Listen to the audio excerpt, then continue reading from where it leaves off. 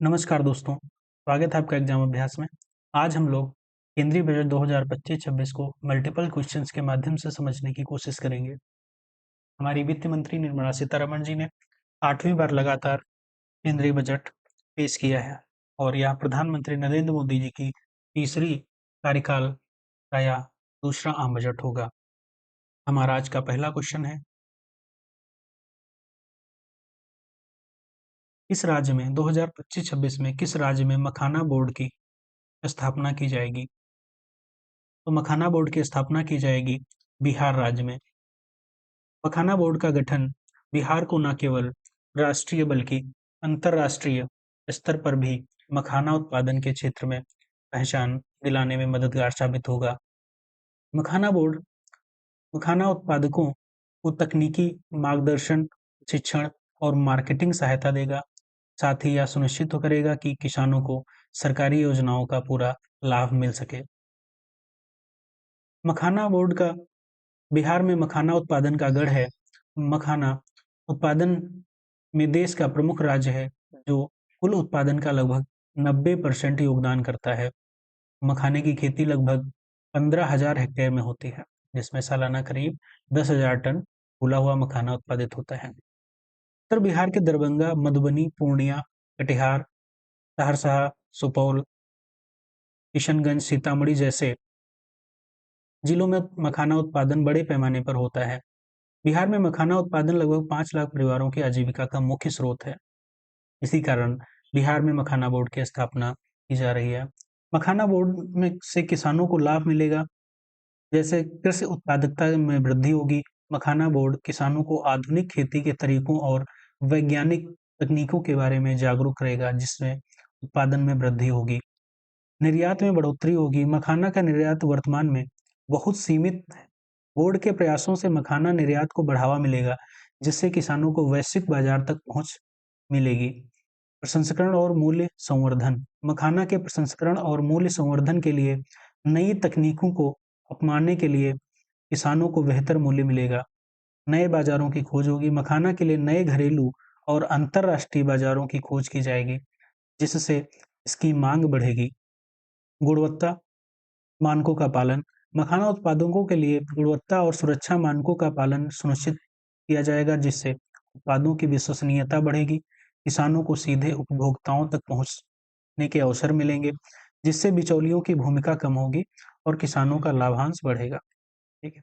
अगला हमारा क्वेश्चन है, बजट 2025-26 के अनुसार डिफेंस क्षेत्र में कितना आवंटन किया गया है? तो डिफेंस क्षेत्र में आवंटन किया गया है 6,81,000 करोड़ रुपए का, जो कि राजस्व व्यय 4.88 लाख करोड़ रुपए, पूंजीगत कैपिटल एक्सपेंडिचर 1.92 लाख करोड़ रुपए। अगला क्वेश्चन हमारा है, 2025-26 में national institute of food technology किस राज्य में स्थापित किया जाएगा? तो किया जाएगा बिहार राज्य में। ठीक है।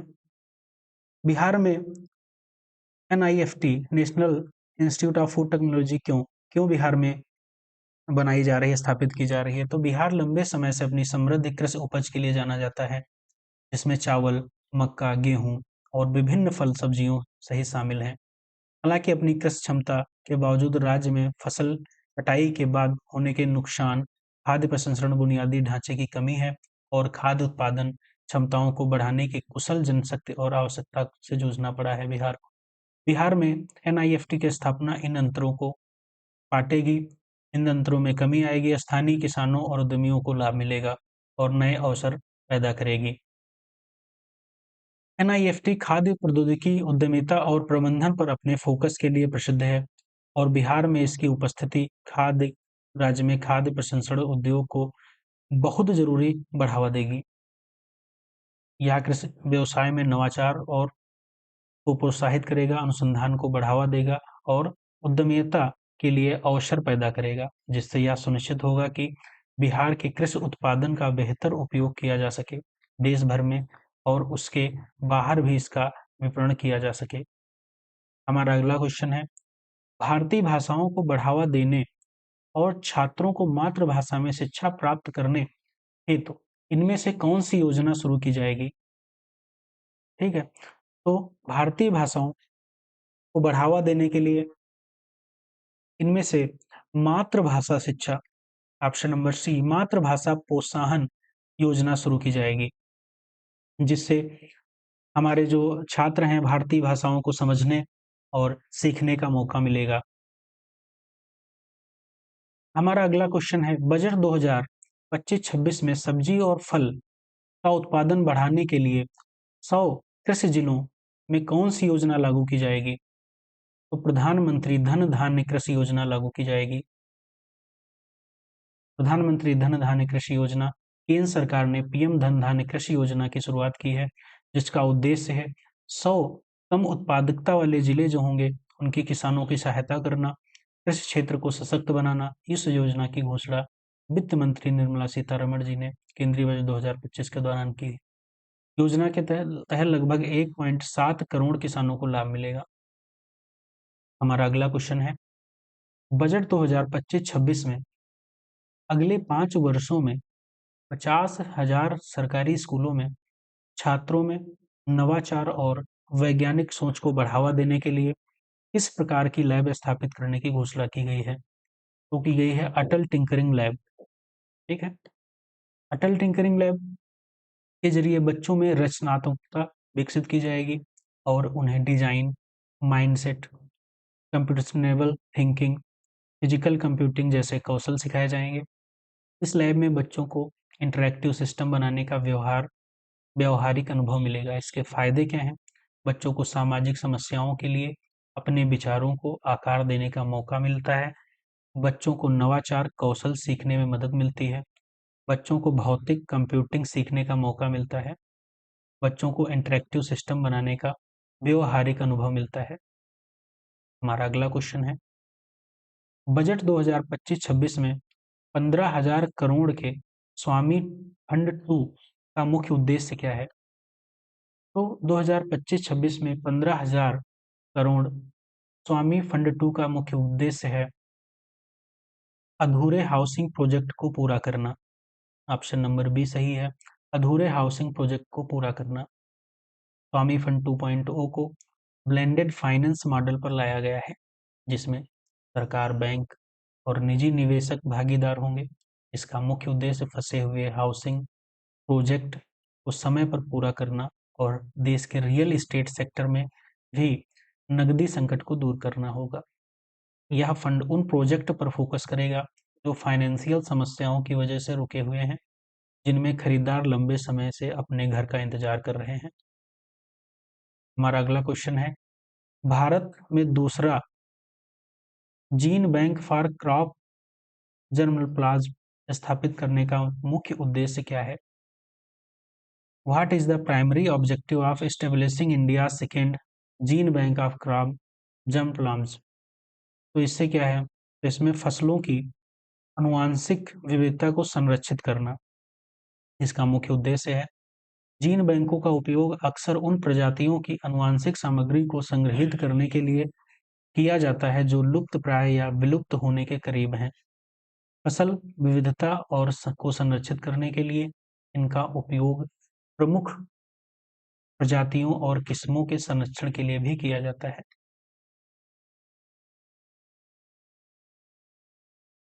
क्रॉप जर्मप्लाज्म के जीन के लिए जीन बैंक पौधों के आनुवांशिक संसाधनों के बीजों को संरक्षित करने का एक तरीका है।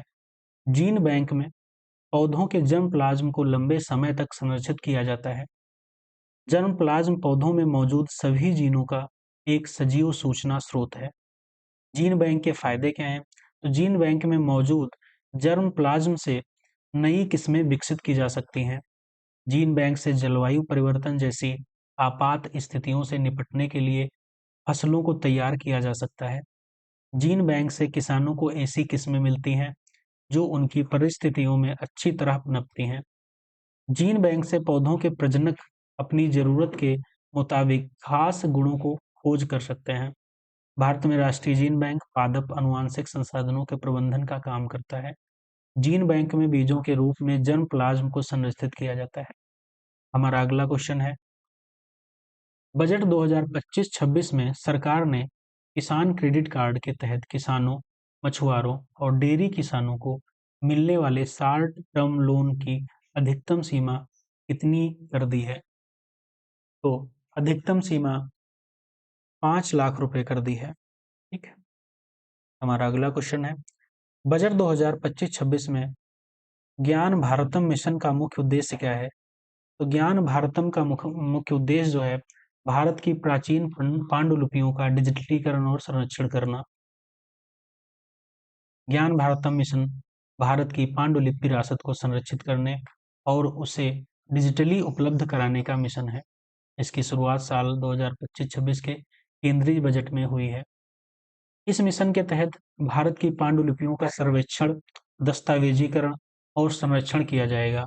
इसके अलावा भारतीय ज्ञान प्रणाली को आधुनिक तकनीक से प्रचारित किया जाएगा।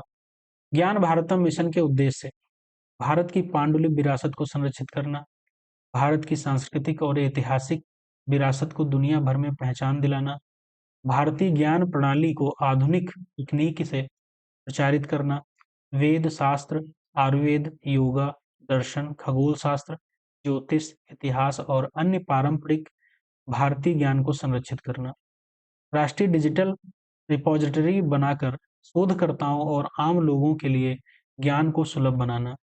हमारा अगला क्वेश्चन है, बजट 2025-26 के अनुसार नई व्यक्तिगत आयकर व्यवस्था में 12 लाख तक की इनकम पर कितने प्रतिशत टैक्स लगाया जाएगा? तो लगाया जाएगा 0%। कोई टैक्स नहीं लगाया जाएगा। इसमें यदि 12 लाख से ऊपर इनकम होती है तो ये जो हमारी न्यू इनकम टैक्स स्लैब है, इसके हिसाब से टैक्स लगेगा। अगला हमारा क्वेश्चन है, बजट 2025-26 में शिपिंग इंडस्ट्री, पोर्ट इंफ्रास्ट्रक्चर और कोस्टल डेवलपमेंट को मजबूत करने के लिए सरकार ने इसमें से किस फंड को स्थापित करने की घोषणा की है? तो की है मैरीटाइम डेवलपमेंट फंड। बजट 2025 में मंत्री निर्मला सीतारमण ने शनिवार को घोषणा की कि समुद्री क्षेत्र सेक्टर को बढ़ावा देने के लिए 25,000 करोड़ रुपए का समुद्री विकास फंड बनाया जाएगा। कहाँ-कहाँ इस्तेमाल होगा? तो यह लंबी अवधि के वित्त पोषण, लॉन्ग टर्म फाइनेंसिंग के लिए बनाया गया है।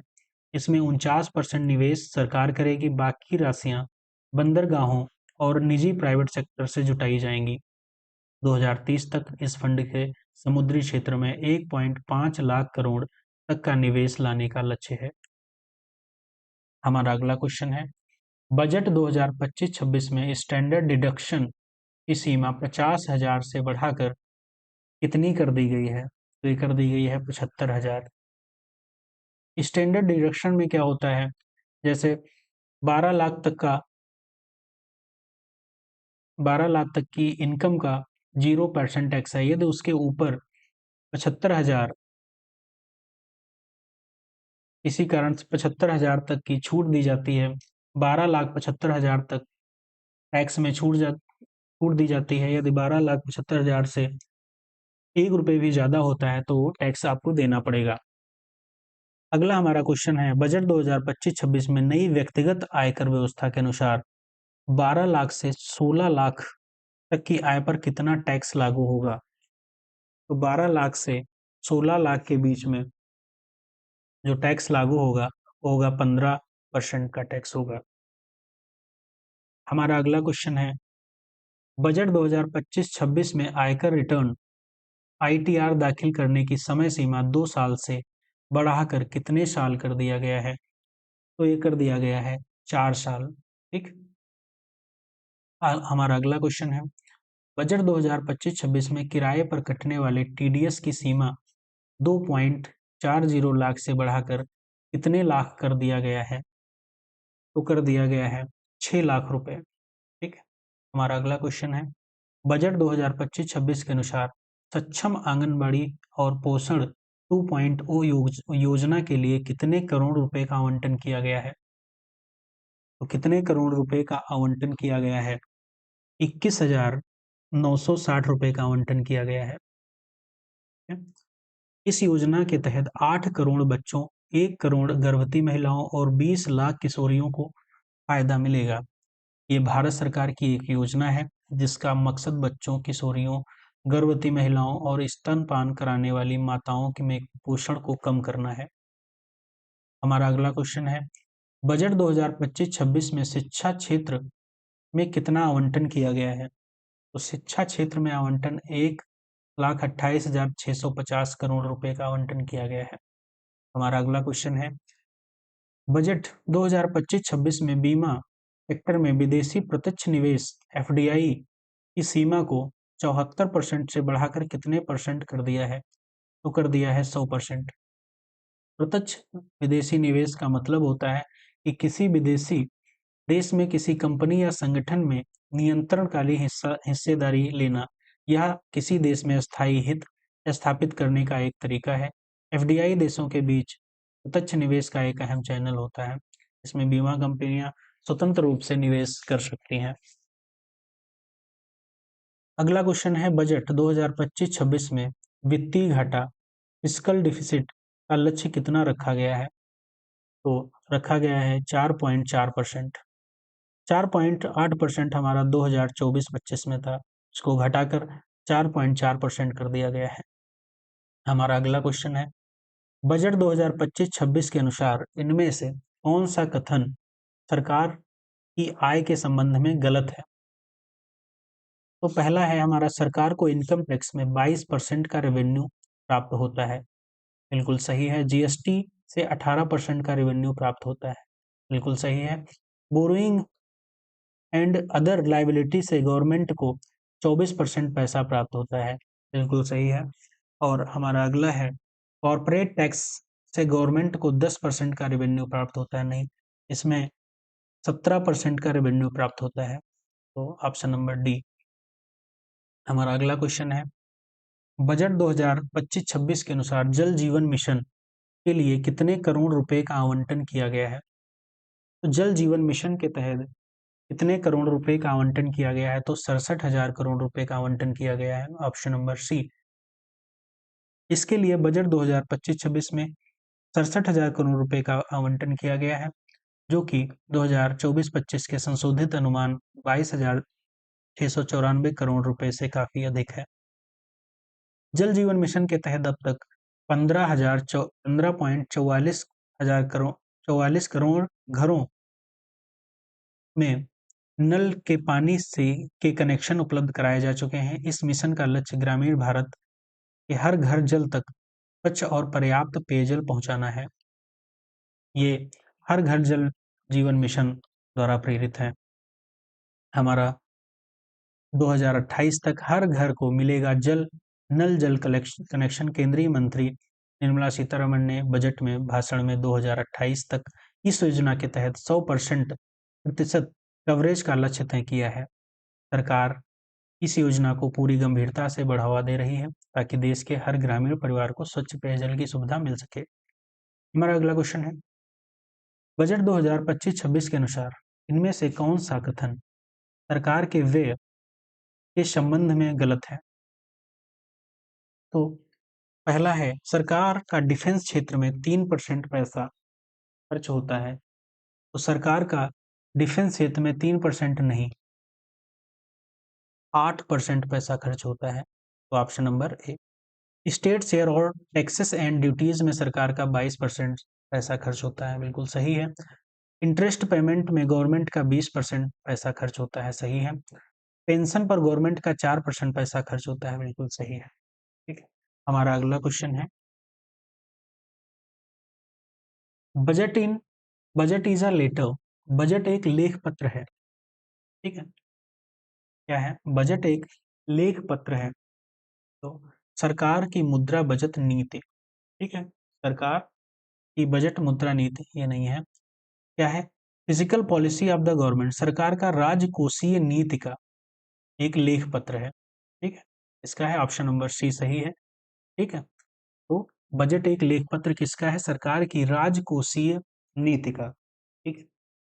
अगला हमारा क्वेश्चन है, इंडियन कॉन्स्टिट्यूशन के किस आर्टिकल के अनुसार एक वर्ष में यूनियन बजट को एनुअल फाइनेंशियल स्टेटमेंट कहा जाता है?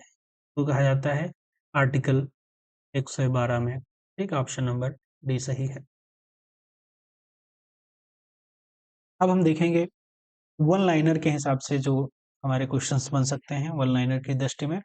तो मध्यम वर्ग के लिए 13 ऐलान किए गए हैं। तो मध्यम वर्ग के लिए 13 ऐलान किए गए हैं, तो इसमें अब 12 लाख की कमाई पर कोई टैक्स नहीं होगा। नौकरी पेशा लोगों के लिए 72,000 स्टैंडर्ड डिडक्शन के साथ टैक्स लिमिटेड 12,75,000 होगी। बुजुर्गों के लिए टैक्स छूट डबल की गई है। टीडीएस की सीमा 10 लाख रुपए की गई है। 4 साल तक अपडेटेड आरटीआर भर सकेंगे। किराया आमदनी पर टीडीएस की छूट 6 लाख रुपए कर दी गई है। मोबाइल फ़ोन और ई-कार सस्ती होंगी। ईवी और मोबाइल इलेक्ट्रॉनिक व्हीकल और मोबाइल की लिथियम आयन बैटरी सस्ती होगी। ठीक है। एलईडी और एलसीडी भी सस्ती होंगी। कस्टम ड्यूटी घटाकर 2.5% कर दी गई है। देश में अगले हफ्ते नया इनकम टैक्स बिल लाया जाएगा। ठीक है। 1 लाख करोड़ रुपए का अर्बन चैलेंज फंड बनेगा। शहरी क्षेत्र के गरीबों की आय बढ़ाने की योजना आएगी। 1 लाख अधूरे घर पूरे होंगे। 2025 में 40,000 नए मकान हैंडओवर किए जाएंगे। हर घर नल से जल पहुंचाने जल जीवन मिशन कार्यक्रम 2028 तक बढ़ेगा।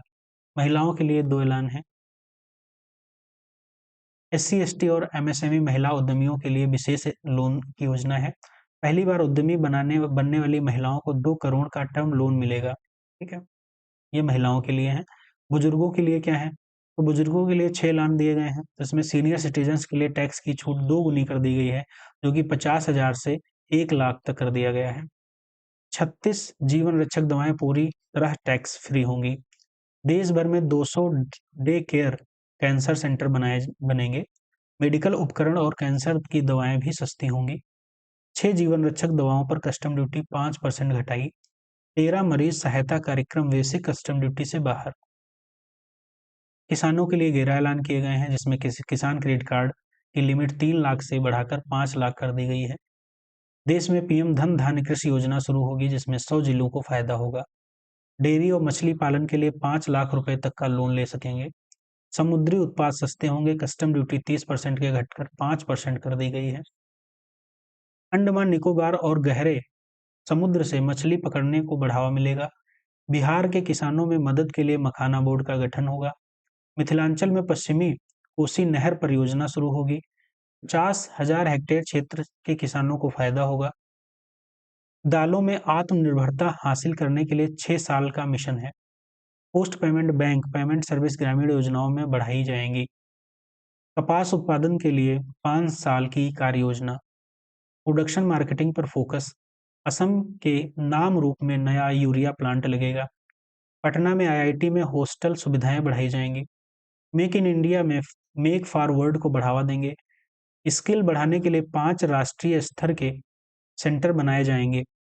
सभी सरकारी माध्यमिक विद्यालयों और प्राथमिक स्वास्थ्य केंद्रों को बैंड कनेक्टिविटी दी जाएगी। युवाओं के लिए 11 ऐलान किए गए हैं, जिसमें स्टार्टअप 10,000 करोड़ रुपए का फंड बनेगा। 500 करोड़ रुपए से 3 AI artificial intelligence excellence centre बनेंगे। मेडिकल एजुकेशन में अगले 5 साल में 75,000 सीटें बढ़ेंगी। देश में 23 आईआईटी में 6500 सीटें बढ़ाई जाएंगी। मेडिकल कॉलेज में 10,000 सीटें बढ़ेंगी। पीएम रिसर्च फेलोशिप के तहत 10,000 नई फेलोशिप दी जाएंगी। देश में ज्ञान भारत मिशन शुरू होगा, जिसमें 1 करोड़ मैन्युस्क्रिप्ट का डिजिटलाइजेशन होगा।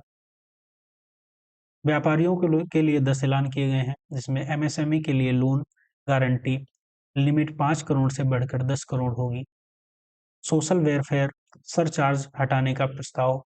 7 टैरिफ रेट हटेंगे। अब देश में 8 टैरिफ रेट ही रह जाएंगे। ग्लोबल कैपेबिलिटी सेंटर टियर 2 शहरों में बनाए जाएंगे। देश को खिलौना उत्पादन का ग्लोबल हब बनाने की राष्ट्रीय योजना बनेगी। नई लेदर स्कीम में 22 लाख लोगों को रोजगार मिलेगा। बिहार में national institute of food technology बनेगा। सूक्ष्म उद्यमियों के लिए 5 लाख रुपए की लिमिट वाले कस्टमाइज्ड क्रेडिट कार्ड जारी होंगे। पहले वर्ष 10 लाख कस्टमाइज्ड क्रेडिट कार्ड जारी किए जाएंगे। शहरी स्ट्रीट वेंडर्स के लिए पीएम स्वनिधि स्कीम की लोन लिमिट बढ़ाकर 30,000 रुपए होगी। Thank you so much. इसकी पीडीएफ हमारे टेलीग्राम चैनल एग्जाम अभ्यास से डाउनलोड कर सकते हैं। वीडियो अच्छी लगी हो तो लाइक और शेयर सब्सक्राइब अवश्य करिएगा। धन्यवाद।